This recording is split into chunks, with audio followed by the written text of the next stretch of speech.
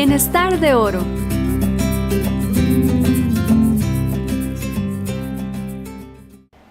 Buenas tardes, estimables televidentes. Nuevamente esta semana nos encontramos acá para enriquecer un poco más los temas que vamos a tratar en el cuidado de los adultos mayores que tenemos en nuestra comunidad. Volvemos a tener otra vez hoy al doctor para que nos ayude, al doctor Loaiziga, para que nos ayude a entender un poco más sobre los temas tan variados que hay acá. Queremos contarles que este no va a ser el segundo programa, sino vamos a hacer bastante, lo más que podamos, para que vamos a traer también personas que nos ayuden a entender un poco más todo el asunto de los señores mayores, de las personas mayores. Hoy tenemos, como dije antes, también al doctor Loaiziga. Bienvenido, doctor Loaiziga, y doña María Elena. Muchas gracias. Buenas tardes, gracias. Bueno, vamos a retomar el día de hoy. Todavía nos faltó de la semana pasada el tema de la tercera fase y la segunda fase, en realidad, doctor, del Alzheimer, porque creo que quedó un poco truncado ese tema. Tal vez lo enriquecemos un poco con respecto a la segunda fase del Alzheimer y tocamos la tercera fase del Alzheimer. Ok. Bueno, muchísimas gracias de nuevo por la invitación y muchas gracias a todos los televidentes por este espacio que es para ustedes también. Sí, la semana pasada estábamos hablando acerca de las fases de la enfermedad de la demencia de Alzheimer y prácticamente quedamos ahí tocando apenas un poquito lo que era la fase intermedia. Es importante aquí recalcar un asunto. La fase inicial es tan sutil que pueden pasar muchos años y los familiares ni se dan cuenta de que el paciente tiene Alzheimer. Y muchas veces el diagnóstico se va haciendo precisamente en la etapa intermedia, que es cuando los síntomas se han exacerbado un poco más. Es decir, cuando el paciente tiene evidencia de deterioro cognitivo, evidencia de deterioro en su memoria reciente, donde el paciente ya comienza a presentar cambios conductuales, que puede ser agresividad, irritabilidad, que el paciente olvida cosas básicas que comienzan a interferir en su relación interfamiliar. Entonces, la etapa intermedia es simplemente un incremento de los síntomas que el paciente venía presentando. En la etapa inicial, prácticamente cuesta diagnosticarlo. Sí, hablamos de que no hay como un entrenamiento para percibir esos pequeños cambios. Y de hecho, cuando el paciente llega al diagnóstico de Alzheimer, posiblemente ya tiene 10 años o tiene 20 años de estar viniendo con Alzheimer, pero no se le había detectado todavía porque los cambios eran tan sutiles que no se tomaban en cuenta. Pero en la etapa intermedia estamos hablando de que el paciente, como mencionamos hace un momento, va a presentar marcadas deficiencias a nivel de la memoria, sobre todo memoria reciente. Es el paciente que se le olvidan las cositas que estamos hablando, ¿verdad? Los recuerdos inmediatos. Los recuerdos inmediatos, tiene dificultad para grabar esa información. Pero lo anterior, a veces lo mantiene. Puede mantener memoria de largo plazo, ¿verdad? Entonces es el paciente que puede hablar típicamente de aspectos de su juventud. Recuerda aspectos de su juventud, aspectos de su niñez, pero estamos hablando en el ya y en el ahora y se le olvida. O llega una persona de antaño, de aquellos tiempos, a visitarla y lo saluda como si no tuviera nada.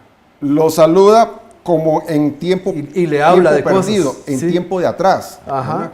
Entonces, el paciente acá es algo muy marcado, digamos, es el elemento primordial. Lo que hay afectación es de la memoria reciente. Ahí es donde comienza a notarse que algo está pasando. Ese paciente que le acabamos de comentar algo y dice que no le han dicho nada. Que pregunta lo que desea preguntar, pero más de una vez. Y pregunta como si fuese la primera vez, ¿verdad? Mi amor, ¿cómo estás? Ok, es una pregunta normal. Pero que 5 minutos después me vuelva a decir, mi amor, mi hijo, ¿cómo estás? Algo no está bien. Entonces, ese tipo de señales reiterativas son las que nos van diciendo que algo está pasando en ese paciente. Entonces, el paciente comienza a presentar ciertos cuadros, como mencionábamos, que no solamente es la afectación de la memoria reciente, sino que también hay otros cuadros más.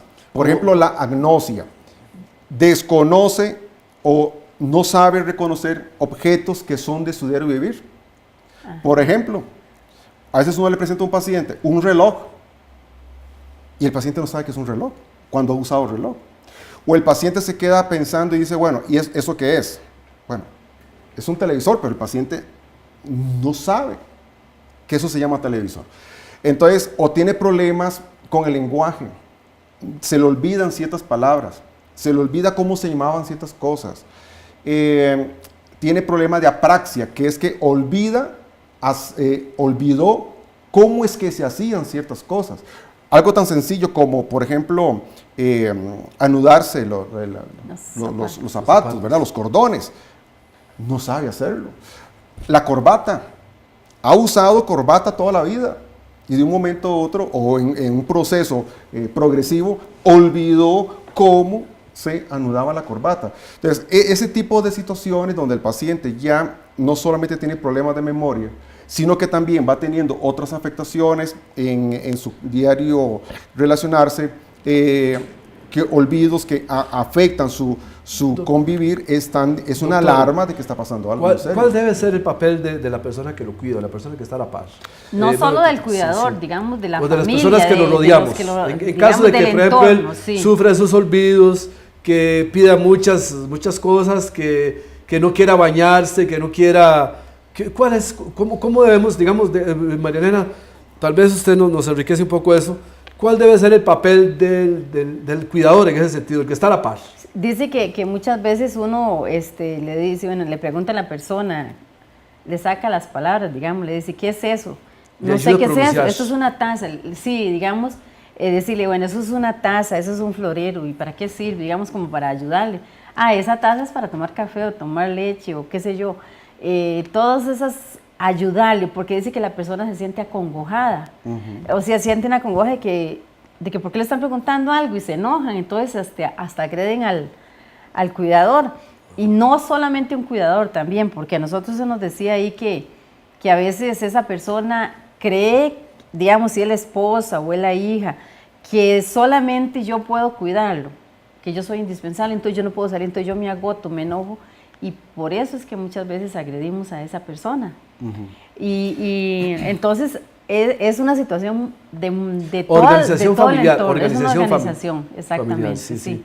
Y yo recuerdo que a nosotros nos decían que a veces el cuidador tiene que irse, y yo digo, no, yo no me voy a ir porque o sea, que yo soy tan indispensable que yo soy la que le doy el medicamento, que yo soy la que lo cuido mejor, y yo como cuidador me estoy agotando, me estoy exponiendo. Entonces yo creo que también como cuidadora o como cuidador la persona tiene que buscar ayuda, salir un día que se la lleven para algún lado, que olvidarme de eso y no estar pendiente.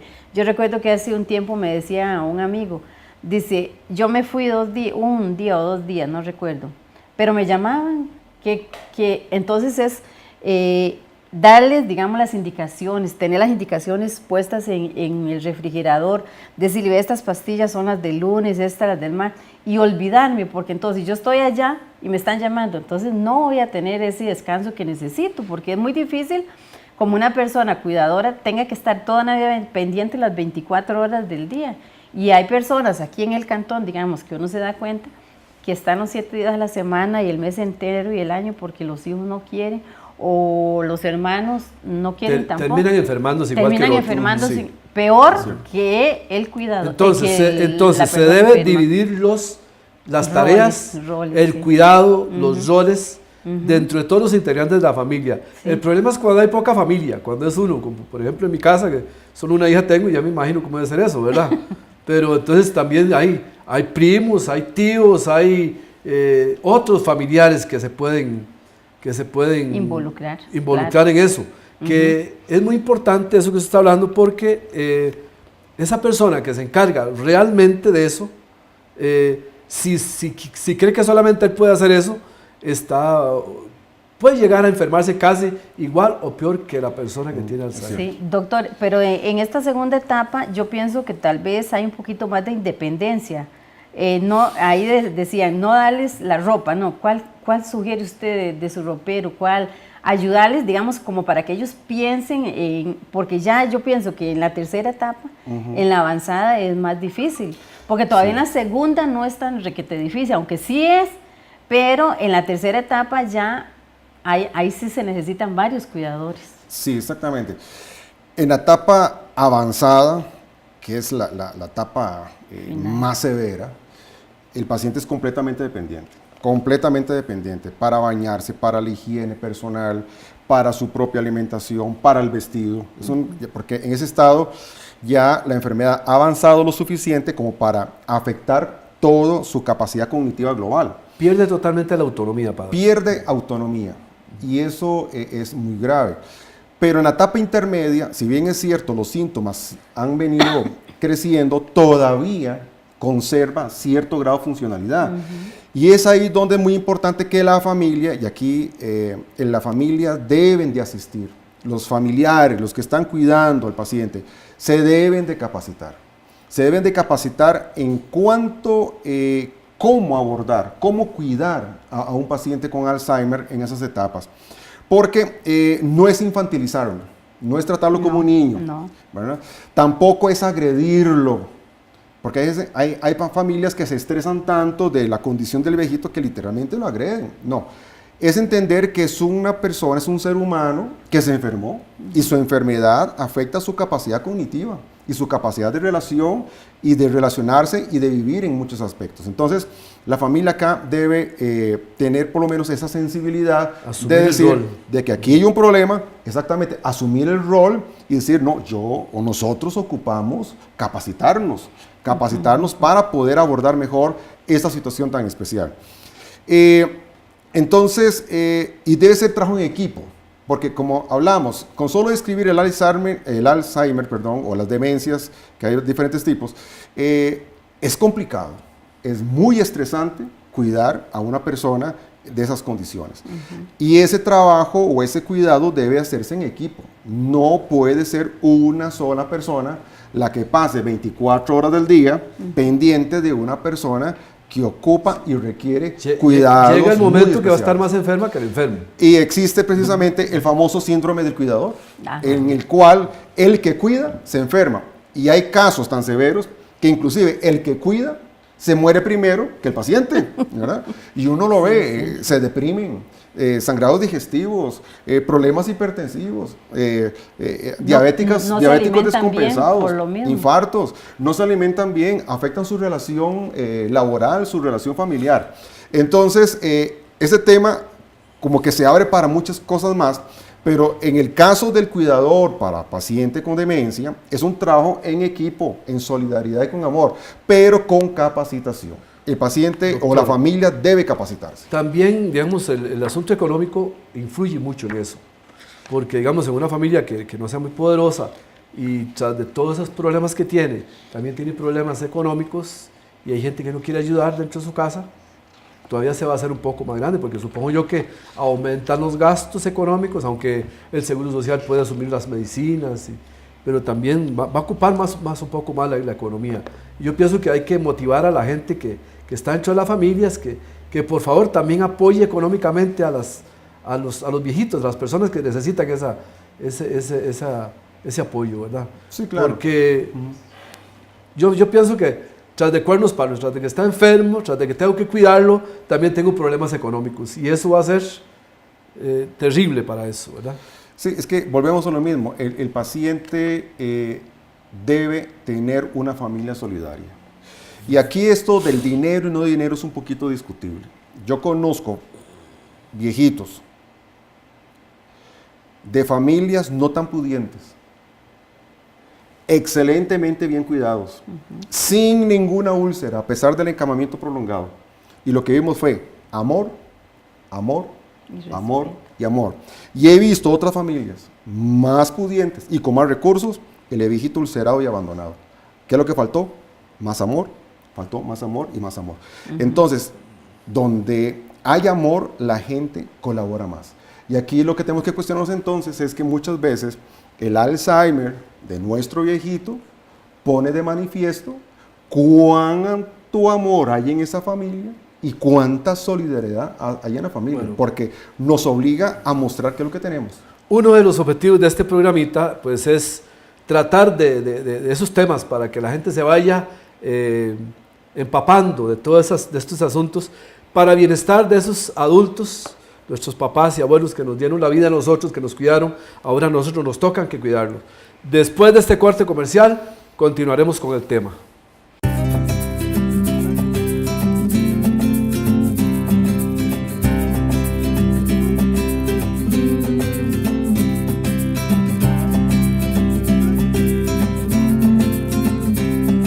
Bienestar de oro.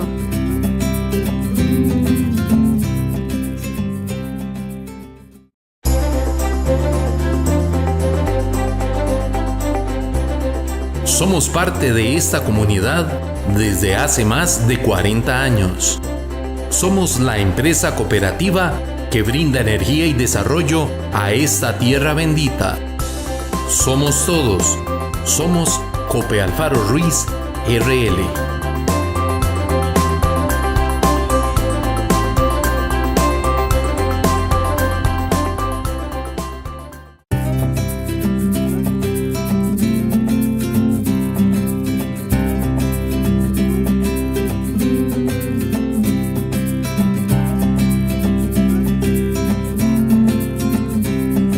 Bienestar de oro.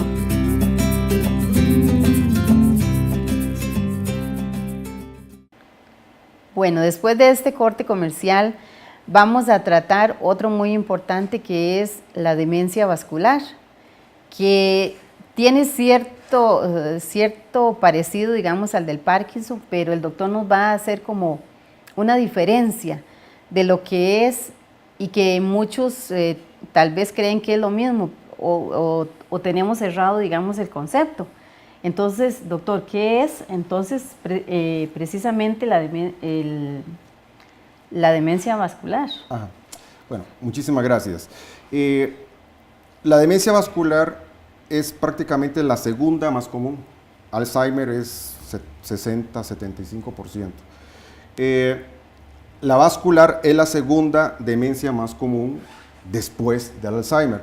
Y como el nombre lo dice, este es un tipo de demencia en donde la causalidad es precisamente trastornos de tipo vascular a nivel cerebral.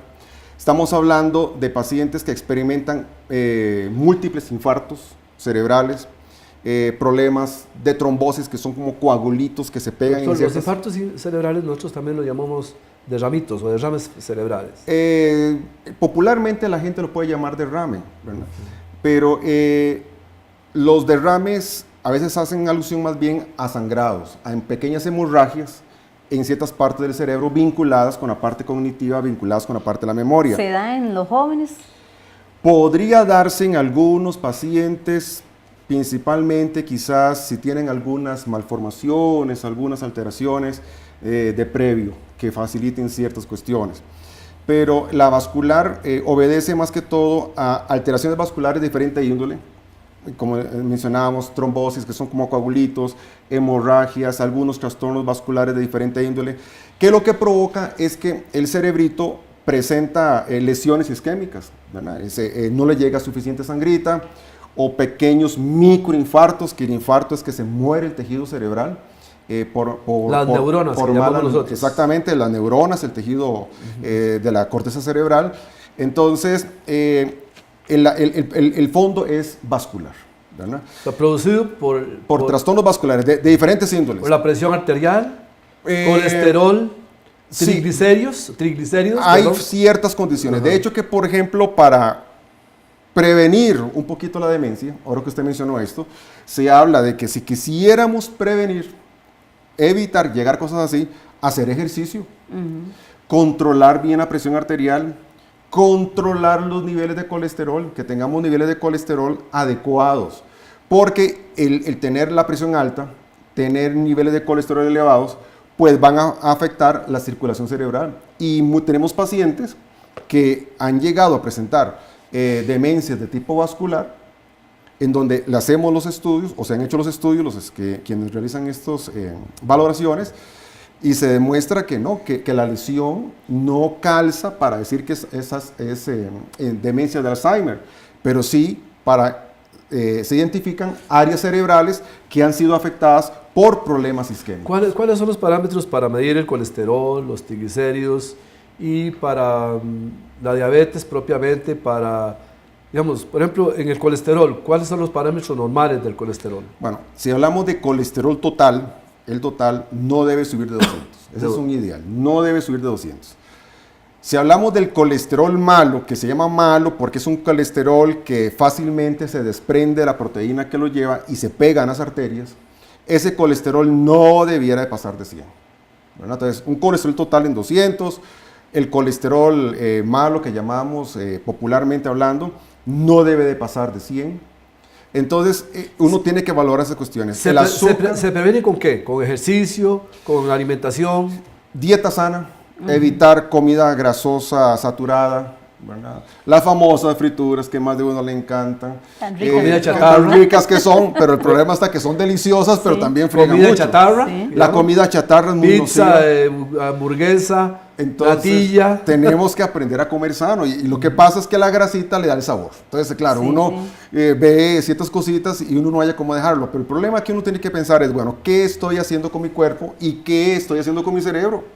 Porque muchas de esas cositas que estamos comiendo son los elementos que podrían disparar después los trastornos vasculares que nos pueden llevar a presentar esas lesiones que nos precipitan en una demencia vascular. ¿Cuál es lo normal entonces en los triglicéridos?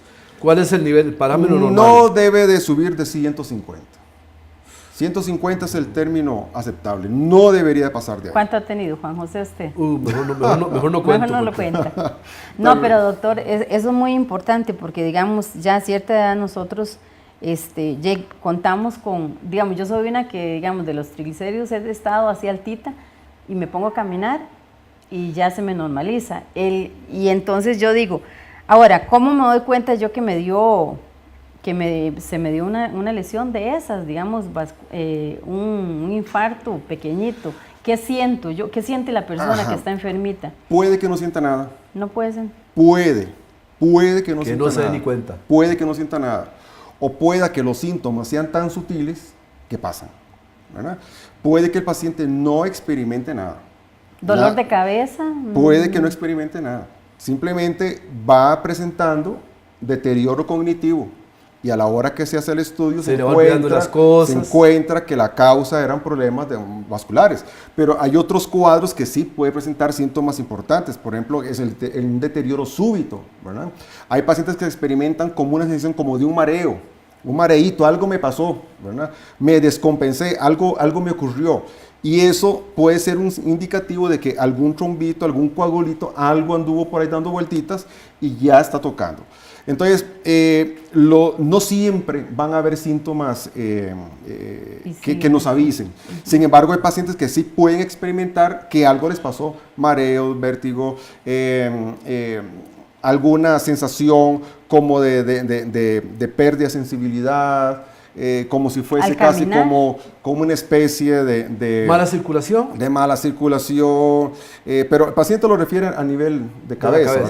Entonces, es muy sutil y muy variable. Pero lo importante acá es que el cuadro, quizás, a diferencia del Alzheimer, estos cuadros suelen ser un poquito más rapiditos, ¿verdad? Ajá. Porque el proceso de ir afectando la circulación, el cerebro es muy sensible a la mala circulación, es muy sensible a la mala oxigenación. Doctor, entonces aquí evoluciona quizás un poquito más rápido. Los parámetros, porque yo según entiendo hay una gran población que padecemos de presión alta. ¿Cuál es el parámetro de la presión alta? ¿Cómo se debe tener para que sea normal? ¿Y cuál es prevención? ¿Cómo se puede prevenir eso? ¿Solo con tratamiento, con la dieta, con ejercicio? Lo ideal sería que anduviésemos con presiones de 120-80. Lo ideal. Eso es lo normal. 130-80. Más de ahí, 130 para arriba, 85 ya es prehipertensos. Hablamos de hipertensos cuando estamos hablando de 140 la sistólica y 90 la diastólica. De ahí en adelante estamos hablando de hipertensión. Ahora, esas enfermedades pueden ser prevenibles. Control de peso. Tenemos que bajar pancita. Nos cuesta mucho. Aquí tengo una. Hay que bajarla, ¿verdad? Nos cuesta mucho, pero hay que bajarla. Una dieta sana. Insistimos, hay que disminuir las grasas. No abusar de los azúcares simples. Cuidarnos con el consumo de la sal. Hacer ejercicio, actividad física es otra cosa que tenemos que aprender. Tenemos que movernos. Si nosotros no nos movemos, entonces muchas enfermedades pueden encontrar ahí su nido y hacer sus cosas. El ejercicio es maravilloso. El ejercicio nos previene muchísimas enfermedades, previene el cáncer, previene un montón de cosas. Pero tenemos que asumir la disciplina, la autodisciplina del cuidado personal. Doctor, ¿cuánto como mínimo? Por ejemplo, caminar. ¿Cuánto se debe caminar? Lo que se recomienda es actividad física 30 minutos por día. 30 minutos ni fuerte, por día. Ni suave. Si uno nunca ha hecho, simplemente empezar una semanita, ¿verdad? Suavecito, lo normal. A la semana aumentar la intensidad y a la semana siguiente ir aumentando la intensidad. Pero se recomienda 30 minutos por día.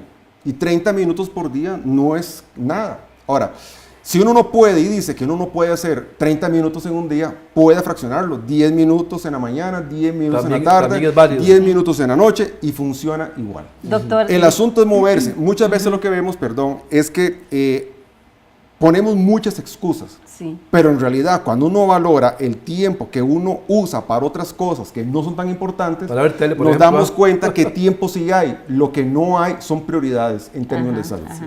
A veces decimos que es que no, sí, como usted dice, que no tenemos tiempo. Digamos, en algún momento, no sé en qué leía, que una vez a la semana, 1 hora, pero que lo fraccionáramos. Entonces decían 20, 20, 20, que fuera varios días, porque a veces, de veras, uno no saca el ratito, y yo creo que eso es quererse. Entonces, lo vemos ahora, digamos, aquí en el cantón, si uno coge para el lado de Laguna, para Palmira, para San Luis, la gente está caminando, está haciendo conciencia, pero a veces ya de cierta edad en adelante como que ya nos vamos quedando, y es cuando más tenemos que, aunque no sean cantidades grandes, pero digamos aquí en el centro, alrededor del parque, ya hay unos 400, 500 metros, entonces... Sí, viera que en ese aspecto a mí me llama la atención una cosa. Uno ve, es cierto, la gente hace ejercicio, pero cuando uno comienza a ver, son más mujeres que hombres. Ajá. Si uno comienza a contar cuántas personas vemos en la calle caminando, corriendo o en los gimnasios mismos, la mayoría son mujeres. En parte porque quizás el aspecto de la vanidad. El trabajo se puede tomar como ejercicio. Se puede tomar como ejercicio. Qué sé yo, ir a arriar las vacas, andar por los potreros. Si es una actividad, digamos, que te haga caminar y que te haga pegar sus carretes de vez en cuando, puede ayudar, ¿verdad? Puede ayudar. Pero la cuestión es que debe existir disciplina, y la disciplina es lo que cuesta. Porque para que funcione, estamos hablando... La actividad física es el moverse, pero el ejercicio es otra cosa. Y ya para ir concluyendo, si hablamos de ejercicio, estamos hablando de la práctica de tener, es una práctica planificada, ordenada y disciplinada, ¿verdad? Y eso es lo que nos va definiendo la diferencia. Donde ya hacemos ejercicio, es una actividad planeada, planificada, 30 minutos por día por lo menos, 5 días a la semana por lo menos, pero planificado y estructurado. Si no, no es ejercicio. Bueno, queremos agradecerle al doctor Loaiziga su valiosa colaboración con respecto a estos programas que nos están logrando pues, enriquecer nuestro conocimiento y ayudarle a todas esas personas que están al cuidado de las personas mayores. La próxima semana pues, retomaremos de nuevo otras conversaciones con respecto al cuidado de los adultos mayores, a las cosas que nos afectan, y esperamos tener varios de esos programas. Doctor, como para concluir, ¿qué nos recomienda a nosotros cuando hay esas enfermedades? ¿Asistir a un especialista, a la medicina convencional? ¿Qué nos...? Cuando ya se presenta la enfermedad, sino si tenemos el paciente que ya lo presenta, pero primero hay que ya hacer el diagnóstico. Si encontramos que algo está pasando, lleven al pacientito, al viejito, para hacer diagnóstico. Y lo otro es, si encontramos que algo ya requiere más estudios, pues se referirá al neurólogo, se referirá al geriatra, pero el paciente sí hay que hacer el estudio, hay que identificar con nombres y apellidos la enfermedad concreta para buscar la solución que sea más idónea. Bueno, muy interesante ha estado esta conversación con el doctor. Para la próxima semana vamos con la enfermedad del Parkinson. Queremos que ustedes se interesen de veras y que aprovechen este ratito que ZTV nos está proporcionando. A todos, muy buenas tardes, que Dios los bendiga y nos vemos en la próxima semana para seguir hablando sobre estos importantes temas. Muchísimas gracias. Buenas tardes. Buenas tardes. Buenas tardes.